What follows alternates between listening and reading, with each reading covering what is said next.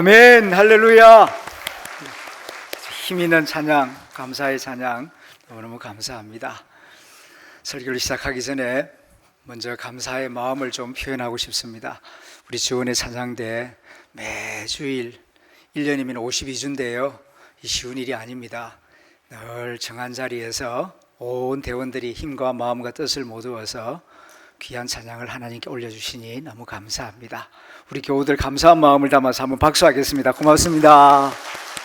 한결같이 수고해 주셔서 고맙습니다. 작년 8월에 우리 교회 리모델링을 하고 또 이렇게 좋은 환경에서 예배 드릴 수 있으니 참 감사합니다. 그리고 앞에 서서 말씀을 전할 때마다 여러분들에게 참으로 감사합니다. 삶의 자리가 녹록하지 않은데 주의를 기억하여 거룩하게 지킨다는 것, 그것도 꾸준히 잘 지킨다는 것 쉬운 일이 아닌 줄 압니다. 그런데 예배 시간이 되면은 원근각처에서 이 교회를 향하여 걸어 나오는 발걸음들을 볼 때에 너무너무 감사합니다. 성도들 가운데에는 건강이 좋지 않은 분들도 꽤나 많이 있습니다. 건강한 사람들은 1시간 앉아 예배 드리는 거 뭐 별거 아니겠지만은 몸이 아프신 분들은 1시간 앉아 있는 것도 쉬운 일이 아니거든요. 그런데 최선을 다하여 예배드리기 위하여 정말 마음과 정성을 기울이는 여러 성도들의 모습을 볼 때 너무너무 감사합니다. 저는 또 개인적으로 건강을 지켜주셔서 강단을 지킬 수 있음에 대하여 감사합니다.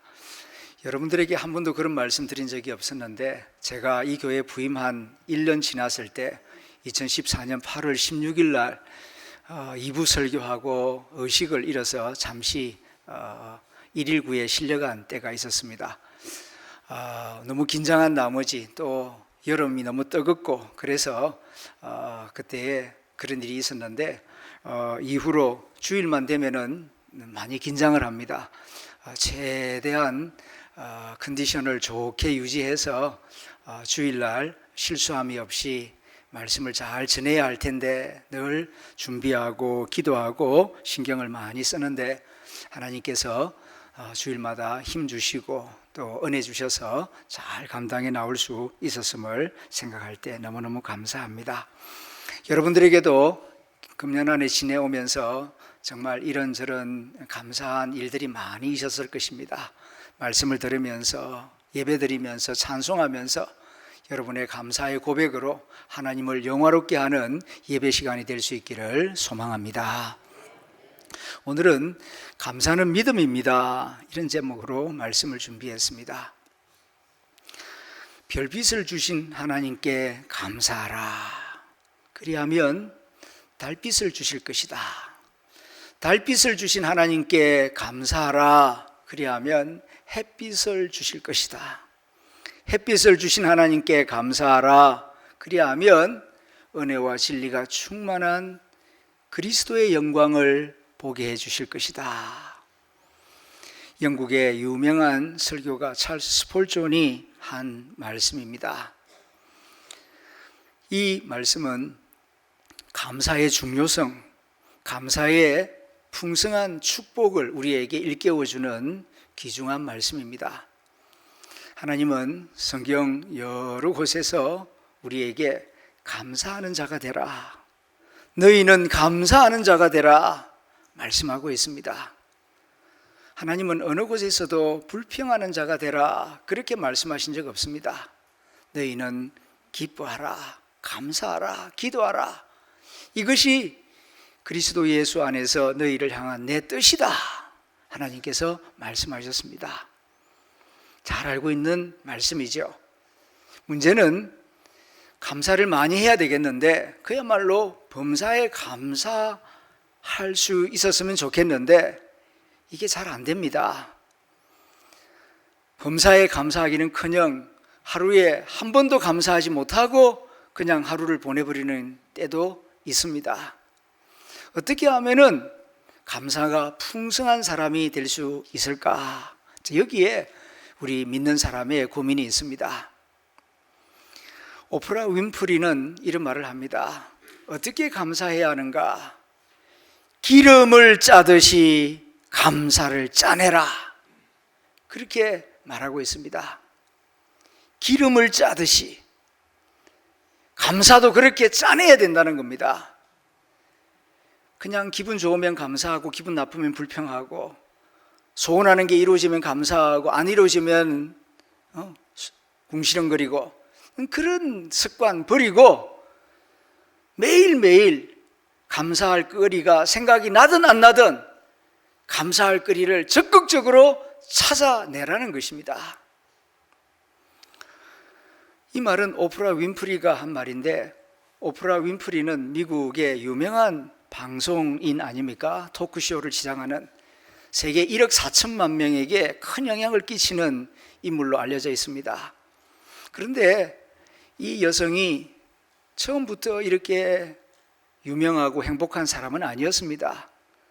들어서 아시는 분들은 있겠습니다만은 그녀의 유년 시절은 또 청소년 시절은 참으로 비참하고 불우했습니다. 그녀는 사생아로 태어났죠. 아버지가 군인이었는데 그냥 모르는 어떤 여성과 관계를 가져서 태어났습니다. 그러니까 그 아이를 누가 좋아하겠습니까? 방치하다시피 했다가 할머니 손에서 자라게 됩니다. 그런데 거기에 사촌들도 있고 뭐 여러 일가 친척들이 있다 보니까 정말 가난한 집이었는데 많은 학대를 받습니다. 그리고 10살 때에 사촌 오빠들에게 성폭행을 당하고 14살 때에는 동네 오빠들에게 누가 누군지도 모르는데 원치 않는 임신을 해서 아기를 낳습니다. 14살 때 태어난 지 2주일 만에 그 아기가 죽습니다. 14살 된 여자아이가 이런 일을 겪었으니 제정신이 되겠습니까? 그래서 담배를 피우고 마약을 하고 술을 마시고 그리고 그냥 될 대로 되라는 식이죠. 더 이상 살 의욕을 가지지를 못합니다. 불과 14살 된 아이가 말입니다. 폭식을 합니다. 그러니까 무려 몸무게가 105kg까지 어마어마하게 뚱뚱해집니다. 정말 자포자기 상태에서 자살도 시도하죠. 그 정도로 비참하고 그 정도로 불우했습니다.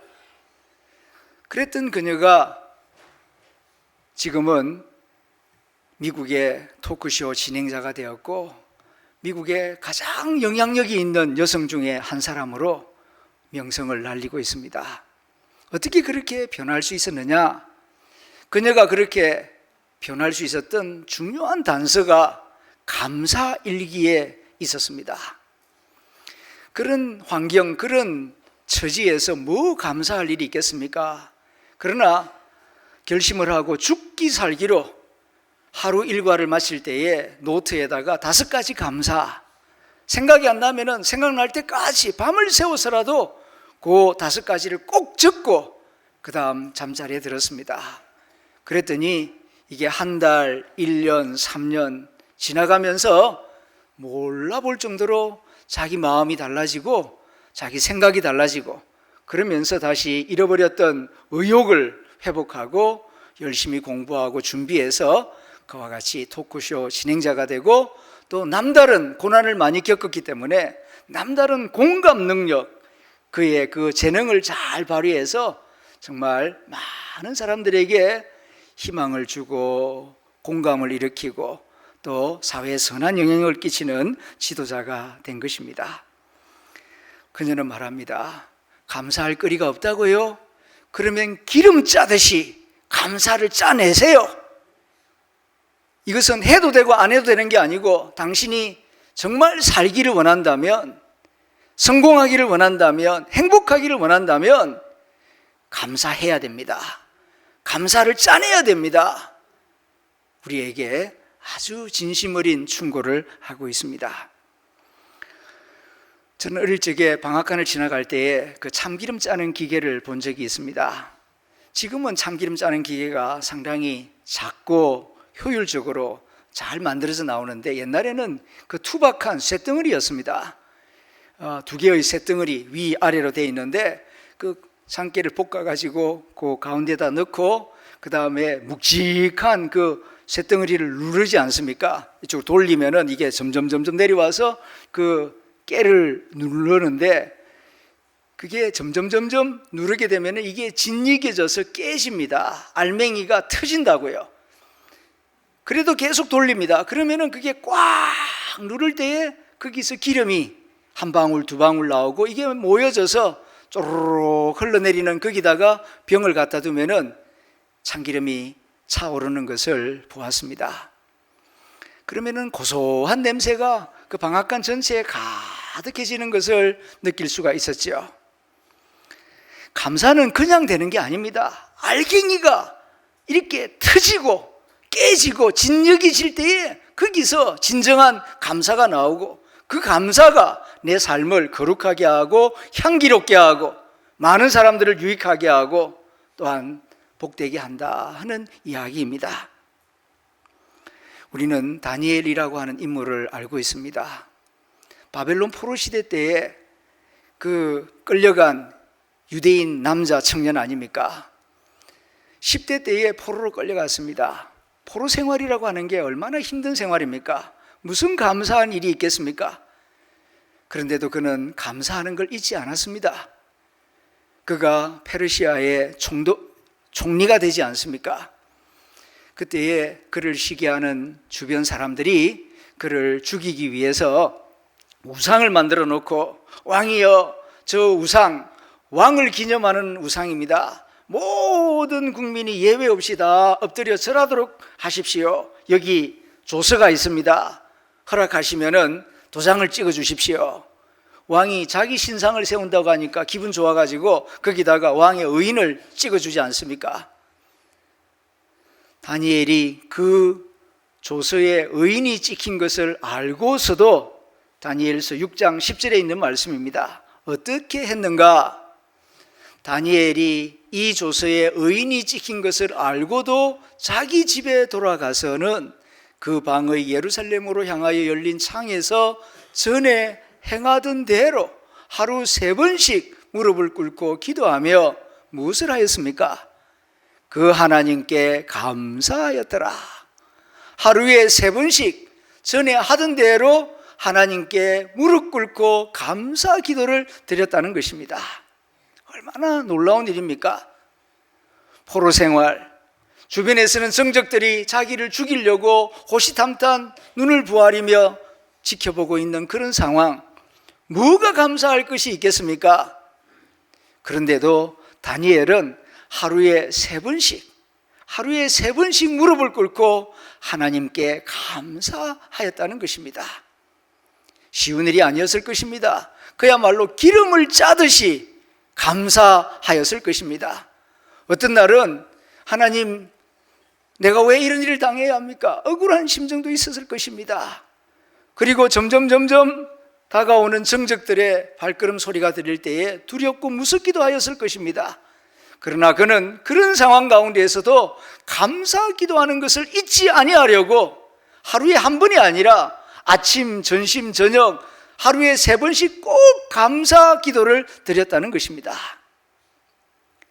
이렇게 기름 짜듯이 감사하는 마음을 간직하였기 때문에 그가 그렇게 불안한 환경 가운데에서도, 수많은 정적들 가운데에서도 거룩함을 잃어버리지 않았고, 유혹과 시험에 빠지지 않았고, 분노하거나 때로는 감정의 노예가 되지 아니하고 끝까지 하나님의 사람으로서 품위를 지키며 지혜롭게 행하며, 그리고 모든 일들을 능력 있게 처리해 나갈 수가 있었던 것입니다.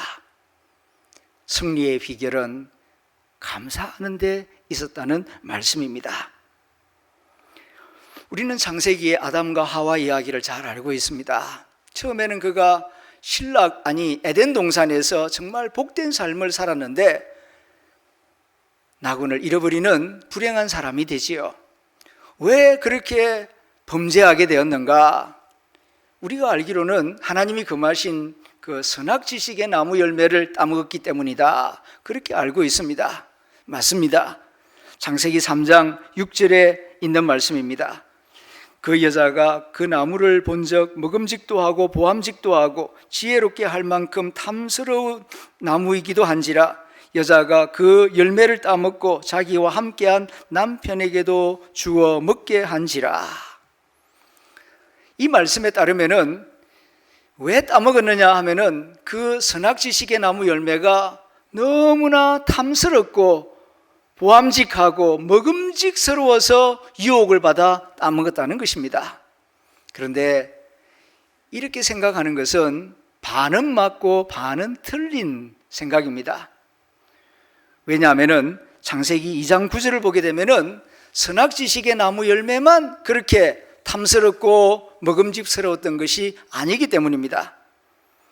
여호와 하나님이 그 땅에서 보기에 아름답고 먹기에 좋은 나무가 나게 하시니, 이 말씀을 세 번역은 좀 더 구체적으로 이렇게 번역을 합니다.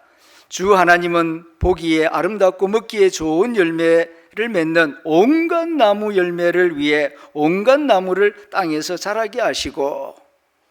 무슨 뜻인가 하니 선악지식의 나무 열매만 탐스럽고 먹음직스러웠던 것이 아니라 그 동산에서 나는 나무 열매 모두가 다 탐스럽고 먹음직스러웠다는 사실입니다. 그러므로 그 선악지식의 나무 열매만 탐스럽고 먹음직스러워서 그래서 유혹을 받아서 따먹었다는 것은 사실이 아닙니다. 그럼 진짜 원인이 뭐냐? 간단히 말씀드리면은 아담과 하와가 감사한 마음을 잃어버렸기 때문입니다. 하나님이 허락하신 온갖 나무 열매, 탐스럽고 먹음직스럽고 다 좋은 나무 열매였습니다. 거기에 대한 감사가 없었어요. 그러면서 그의 시선은 선악지식의 나무 열매에 꽂히게 되고 그때에 마귀가 다가와서 유혹하는 말에 넘어가게 되었다는 것입니다. 여기서 우리는 중요한 사실을 깨닫게 됩니다. 감사를 잃어버릴 때에 낙원을 잃어버리게 된다 하는 중요한 사실입니다. 정말 그렇습니다. 감사를 잃어버릴 때에 낙원을 잃어버립니다. 집안에서도 그렇습니다. 아내에게 감사하고 남편에게 감사하고 자녀에게 감사하고 부모님에게 감사하면은 가정을 에덴 동산처럼 지켜나갑니다.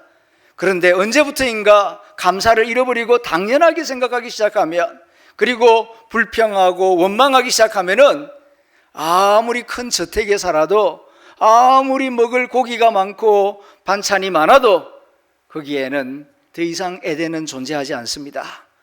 삭막한 광야가 나타나기 시작하는 것입니다. 누가복음 15장의 말씀도 같은 내용입니다. 돌아온 탕자 이야기. 왜 그 둘째 아들이 좋은 아버지, 좋은 집을 두고 밖에 나가서 그런 고생을 합니까? 왜 그렇게 비참하게 살아가는 겁니까? 근본적인 이유는 감사한 마음을 잃어버렸기 때문입니다. 지금 여기 이 자리가 얼마나 축복된 자리인가, 그걸 그는 깨닫지 못했어요. 느끼지 못했어요. 당연하게 생각하고 지루하게 생각했습니다. 그러니까 저 먼 곳에 있는 막연한 행복을 추구합니다. 그래서 아버지에게 유산 다 달라고 해놓고는 그거 가지고 가서 허랑방탕하다가 죽을 고생하다가 비참하게 되어 아버지 품으로 돌아오지 않습니까? 감사를 잃어버리면 탕자가 돼요.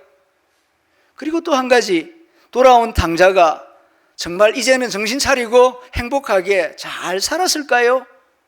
그럴 수도 있고 안 그럴 수도 있습니다. 집으로 돌아올 때 아버지가 그를 기쁨으로 맞이해주고 신발을 신겨라, 옷을 입혀라, 살찐 송아지를 잡아라, 이 아들은 죽었다가 살아난 내 아들이다. 그럴 때에는 그 아들이 정말 감격하고 감사하고 행복했을 것입니다. 그런데 집으로 돌아와서 1년이 지나고 10년이 지나고 세월이 흘러감에 따라서 또다시 감사한 마음은 사라져버리고 모든 것이 다 당연하게 느껴지고 무감각한 그런 사람으로 변화될 때에 그는 또다시 유혹을 받을 수가 있는 것입니다. 여기서 우리는 깨닫게 됩니다. 감사를 잃어버릴 때에 타락의 길이 열린다 하는 사실입니다. 감사를 잃어버릴 때에 타락의 길이 열리기 시작합니다. 가정에서 그렇지 않습니까? 남편의 수고를 귀하게 여기고 남편에게 감사 표현을 많이 하는 부인이 딴 데 가서 나쁜 짓을 하겠습니까? 아내의 수고와 인내와 희생에 대하여 고마워하고 감사하고 그런 마음을 가진 남편이 바람을 피우겠습니까? 서로에 대한 감사의 마음을 잃어버릴 때에 유혹을 받기 시작하고 잘못 삐거덕하면은 엉뚱한 길로 가게 되는 것입니다. 그러므로 감사는 해도 되고 안 해도 되는 그런 액세서리가 아닙니다. 있어도 되고 없어도 되는 1+1이 아니라고요.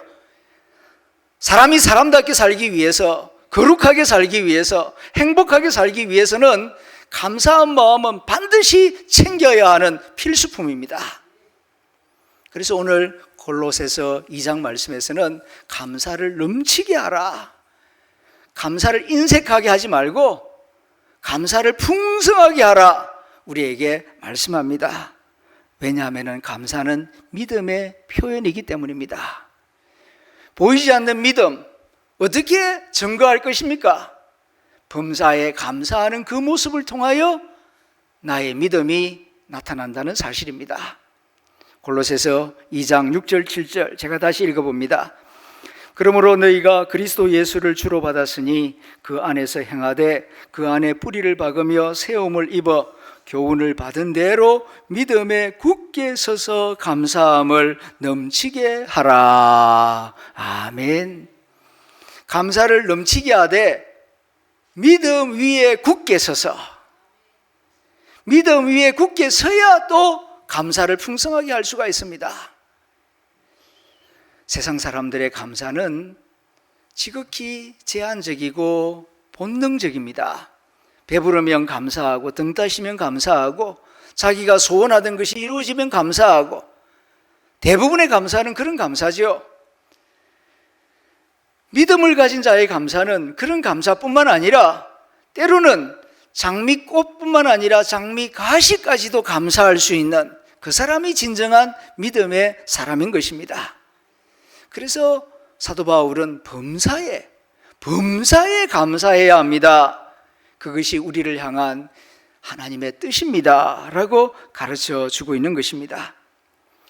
그러므로 내가 진짜 믿음의 사람인가 스스로 점검해 보고 싶다면 내가 주로 언제 어떤 때에 감사하는가를 확인해 보십시오. 건강할 때만 감사하고 아프면 감사하지 않습니까? 그러면은 여러분의 믿음은 반쪽짜리 믿음입니다. 부유할 때는 감사하고 경제적으로 어려우면 감사하지 않고 불평합니까? 반쪽짜리 믿음입니다. 믿음을 온전하게 만들어 나가시길 바랍니다. 그 방법은 감사를 온전하게 하는 것입니다. 높은 데서만 감사하는 것이 아니라 낮은 곳에서도 감사하고 햇볕 아래에서도 감사하고 그늘 아래에서도 감사하는 마음을 키워나가는 것입니다. 이것이 곧 믿음의 성장입니다. 스페인의 문학작가 세르반테스가 이런 말을 했습니다. 인간이 범하는 가장 큰 죄는 감사할 줄 모르는 것이다. 지옥은 배은망덕한 무리들로 가득 차 있다. 그렇습니다. 살인하는 게 가장 큰 죄가 아니에요. 감사할 줄 모르는 것이 가장 큰 죄다. 깊은 통찰력이 담겨 있는 말입니다. 여러분, 왜 살인을 하겠습니까? 평소에 가족에게 감사하고 친구에게 감사하고 이웃에게 감사하는 그런 마음을 가진 사람이 살인하겠습니까? 그럴 리가 없지 않습니까? 그런데 감사할 줄 몰라요. 감사를 잃어버렸어요. 대신에 불평, 원망, 분노가 점점 쌓입니다. 그것이 어느 순간 폭발해서 그렇게 무서운 행동으로 나타나는 것이 아니겠습니까? 무서운 살인의 뿌리도 알고 보면은 감사를 잃어버린 데서부터 시작되고 있었던 것입니다. 인간 세상 모든 불행한 일들이 알고 보면은 이 감사를 잃어버린 데서부터 시작된 거예요. 이것을 깨달은 세르반테스가 인간이 짓는 가장 큰 죄가 살인이 아니라 감사를 잃어버린 데 있다라고 말하는 것입니다. 하나님은 우리를 사랑하셔서 독생자 예수 그리스도를 대속제물, 죄를 대속하는 제물로 십자가에 내어주셨습니다. 얼마나 고마운 사랑입니까? 큰 사랑입니까? 우리도 누군가를 사랑합니다. 그래서 음식을 대접하기도 하고 선물을 주기도 하고 또 부조를 하기도 하고 그럽니다만은 자식까지 주는 적은 없습니다. 그런데 누군가가 정말 나를 사랑해서 자기 목숨까지 건강을 해쳐가면까지 그렇게 수고를 했는데 고마워할 줄 모른다면은 그 정말 나쁜 사람이죠. 은혜에 감사할 줄 모르는 사람, 배은명득한 사람, 그 지옥 가도 싸죠. 그런데 하나님이 우리를 사랑하셔서 그 독생자 예수님을 십자가에 내어주셨는데 그 은혜에 감사할 줄 모르고 산다. 어떻게 온전한 마음, 제대로 된 마음이라고 할 수가 있겠습니까? 우리가 추수감사주의를 지키면서 금년 한 해 지내온 시간들을 생각해 봅니다. 어떤 분들은 정말 감사한 일들이 많이 생각나서 하나님 고맙습니다, 고맙습니다 그런 마음으로 찬송하며 예배드리는 분도 있고, 또 어떤 분들은 별로 그렇게 감사할 거리가 생각나지 않아서 그런지 그냥 무덤덤한 마음으로 예배드리는 분도 있을 것입니다. 그러나 여러분, 나를 위하여 목숨을 버리신 예수님의 사랑을 생각한다면은 그냥 무덤덤하게 예배드릴 수가 없을 것입니다. 경제적으로 더 나아지지 않았다 할지라도, 자녀가 중요한 시험에 합격되지 않았다 할지라도 현재 이 모습 이 가운데 있지만은 하나님이 나를 사랑하셔서 그 아들 독생자를 십자가에 대속죄로 내어주셨다. 이걸 생각하면 생각할수록 감격하지 아니할 수가 없습니다. 우리가 예수 그리스도 안에서 우리에게 베푸신 하나님의 은혜를 다시 한번 깊이 생각하며 오늘 이 시간만 감사하는 것이 아니라 연말까지 계속해서 감사로 충만한 성도의 영혼이 될 수 있기를 축원합니다. 서양 속담 가운데 이런 말이 있습니다. 행복은 감사의 문으로 들어와서 불평의 문으로 나간다. 마음에 새겨두어야 할 참 좋은 말이라고 생각합니다. 한번 따라해 보실까요? 행복은 감사의 문으로 들어와서 불평의 문으로 나간다. 행복은 어떤 문으로 들어온다고요? 감사의 문으로 들어옵니다. 그러므로 행복이 내 안으로 들어오기를 원하신다면은 감사의 문을 활짝 여십시오. 그런데 어떤 사람은 감사의 문은 꼭 닫아두고 행복하기를 바라는 그런 모순된 행동을 하는 사람들이 있습니다. 감사의 문을 연다고 하는 것은 무슨 뜻입니까? 무슨 일이든지 감사합니다. 작은 일이든지 큰 일이든지 먼저 별빛을 주신 하나님께 감사하십시오. 멀리 있고 희미하고 있는 둥 마는 둥하게 보이는 별빛이라 할지라도 감사합니다. 저 빛이라도 내게 주셨으니 감사합니다. 이렇게 감사하기 시작할 때에 행복의 문이 조금씩 크게 열리게 되고, 그리고 밖에 있는 행복들이 내 안으로 들어오게 된다는 것입니다. 그런데 또 한 가지, 불평의 문은 닫아야 돼요. 하나님이 많은 은혜를 주시고 행복을 주시는데 뒷문이 열려 있으면, 이 불평의 문이 열려 있으면 오래 내게 머물지를 못하고 이게 금방 빠져나가 버립니다. 그런 거로 불평의 문은 잠가 두어야 된다. 하나님 감사합니다. 그것으로 끝내야지 감사한데요 하면서 또 다음, 그런데 또 이런 아쉬움, 이런 불평을 또 말하기 시작하면은 들어온 행복이 뒤로 다 빠져나가 버린다는 사실입니다. 그래서 독일 신학자 보네퍼는 기독교인과 비기독교인을 구별하는 방법은 간단하다. 기독교인은 범사에 감사하는 사람이다. 그러나 세상 사람은 원망하고 불평하는 사람이다. 자신이 기독교인임을 말해주는 표지는 오로지 감사하는 것이다. 그런 말을 남겼습니다. 내가 기독교인이라는 사실을 무엇으로 증명하겠습니까? 범사에 감사하는 모습. 세상 사람들이 볼 때 도무지 감사할 수 없는 상황인 것 같은데 어떻게 저 사람은 저런 상황 가운데에서도 감사할 수 있을까? 거기에 믿음의 능력이 나타난다는 사실입니다. 오늘은 추수감사주일입니다. 영어로는 Thanksgiving Day라고 말하지 않습니까? Thanksgiving, 감사를 주는, 감사를 표현하는 그런 특별한 날을 추수감사주일이라고 부르는 것입니다. 마음속에만 감사를 담아두는 것이 아니라 가까운 사람들, 교우들, 이웃들, 그리고 하나님께 하나님 이거 감사합니다. 이거 주셔서 감사합니다. 이거 하나님의 은혜입니다. 그렇게 표현하라는 것입니다. 그래서 하나님은 감사로 제사 드리는 사람이 나를 영화롭게 하느니라, 그렇게 말씀하신 것입니다. 오늘 교회에서는 오후 4시에 감사 찬양제를 준비했습니다. 모두가 다 감사하는 마음을 가지고 있고 또 감사 예물을 드립니다마는 우리 모두가 합하여서 또 감사하면은 하나님께 더 큰 영광이 될 줄로 생각합니다. 그래서 감사 찬양제를 준비했습니다. 함께 모여서 찬양하는 가운데 하나님의 은혜를 노래하고 영광 돌리고 큰 목소리로 함께 노래하는 가운데에 하나님께 영광 돌리면 하나님께서 큰 영광을 받으시고 우리에게 더 큰 은혜를 부어주실 줄로 믿습니다.